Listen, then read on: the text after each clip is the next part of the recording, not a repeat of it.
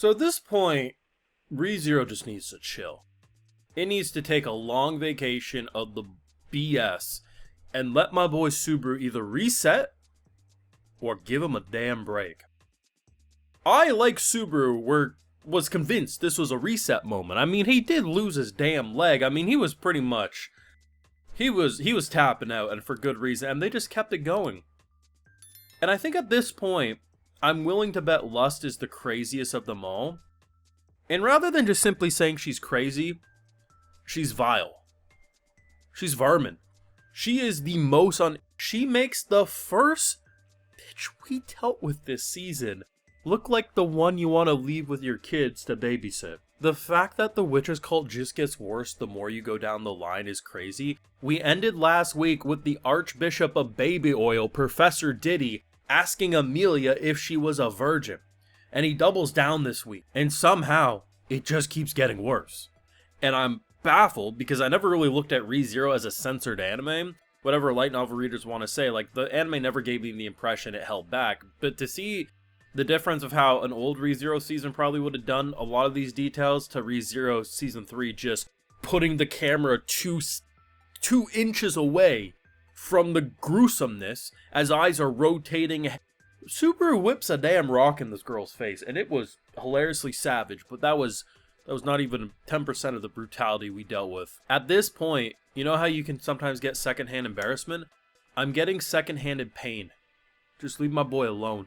Justice for Subaru. I have full live reactions though over on Patreon if you want to see my mind break to this ReZero greatness. It's over there exclusively. So, there's a few moments that are like, did they actually pull that off? The first that really was like, wait, I have to do a replay, was Subaru lassoing that rock and whipping it in her face. But then they immediately go worse with it, and the way her face, like, the initial shot of her face was bad enough, but then when her eye starts rotating like it's, I don't know, it's re-clicking into place, just wild.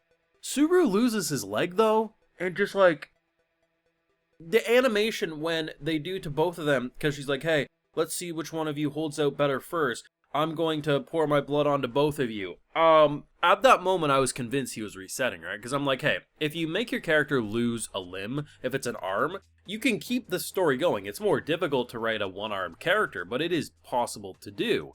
But once it's one leg, I mean, my boy was stumbling already bad enough with how messed up his leg was. So I'm thinking he has to die. At this point, I got no damn idea. Either he's about to grow a mutated leg that's going to stick with him for the rest of the season, or they're just going to make my boy suffer more and more and more and not let him reset until the mid-season break or something. Which honestly is probably a possibility the more I think of it. But it's the fact that it's just hopeless. Like, that's how it feels.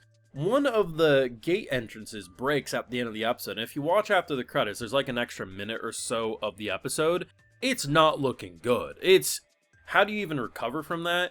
It just kind of feels like game over. And at this point, it feels like the show wants me to believe there is going to be no reset. That it's just, it's screwed. We're done. But then I have so many questions like, man, we are so messed up with so many characters. Like, how do you recover?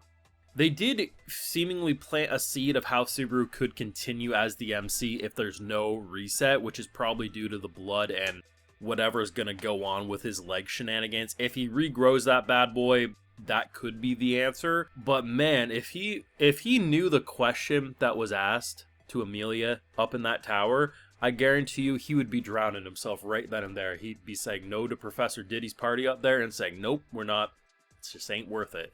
But when he was just like, kill me basically, I was like, honestly, like, what do you say? Because sure, Subaru had all that development in Season 2 about, you know, like, not tossing his life away, not just simply, you know, if you compare the very early points to Season 1, there was times where he was jumping off a cliff to reset, right? Where with Season 2, he kind of grew past that because he understood that even if he can, should he? Like, is he losing something along the way? It's a whole emotional journey.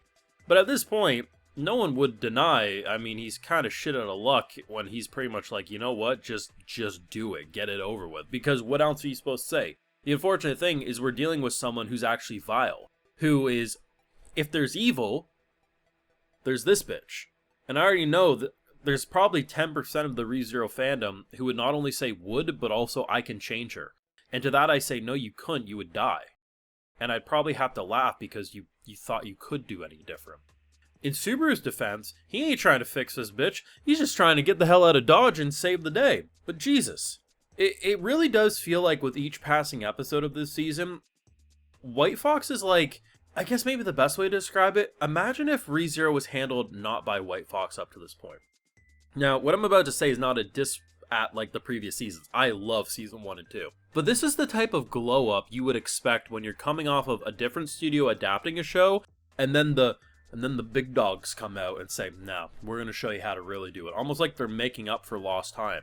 But that's the thing, like, season 1 and 2 of ReZero looked great to me. I loved how it looked, I liked the animation, I liked the brutality. But it's probably, I guess, just a combination of the arc in question just being completely batshit wild, them having a healthy gap between seasons, and, you know, the fact that it is going to be broken up into kind of like split cord type dynamics. It just feels like it has the time and attention not to mess up. And they're really giving it their A game, and it's showing in every nook and cranny. The VA work, especially. Everyone's always going to talk great about Subaru, especially when he goes absolutely unhinged or in pain. But as much of a vile vermin as Lust was, she stole the show for not only this episode of ReZero's vocal work, but probably of the entire week of anime. Like, you don't get the impression that was someone in a recording booth just kind of being a psycho bitch in the mic. Like, you got the impression that was someone who believed in the bullshittery that she was spewing, and that's frightening. Like, she did phenomenal. And honestly, I think for her vocal work alone, you have to give this like into a top 5 ReZero episode for that alone. Add in everything else, I mean, it just kind of cements a spot. Like, ReZero is cooking, and ReZero is one of those very rare cases that it truly does get better with each arc, seemingly. Now, can that trend continue forever? I don't know, I don't read the source material, but going off of what I've seen between seasons 1 and 2 and now 3, it kind of feels like that's a very steady trend. And rather than it kind of being an up and down quality, it's good. It's real good.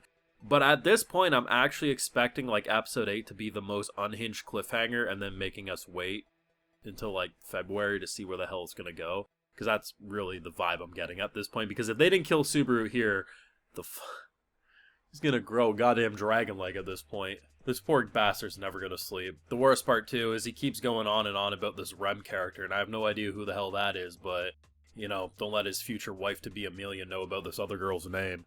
Let me know your thoughts and feelings down below, especially for Sorcerers. Did you ever expect ReZero's Season 3 to look this brutal? Because I imagine it was pretty detailed in the source, so I don't recall Season 1 or 2 ever looking this crazy, so I'm sure you're all pretty shooketh, but thoughts down below. Be sure to leave a like if you enjoyed, subscribe if you're around here. Of course, ring that bell. Like I mentioned, we have full live reactions over on Patreon, and hey, while you're over there, I'll give you a video shout out. So today we got Arthur Kunha, Fabian, Adam Frosca, Tran Nugan, Devin Mitchell, Tony X, and we also have Spectra. So I appreciate the support, everyone. Please take care. You all have a good one.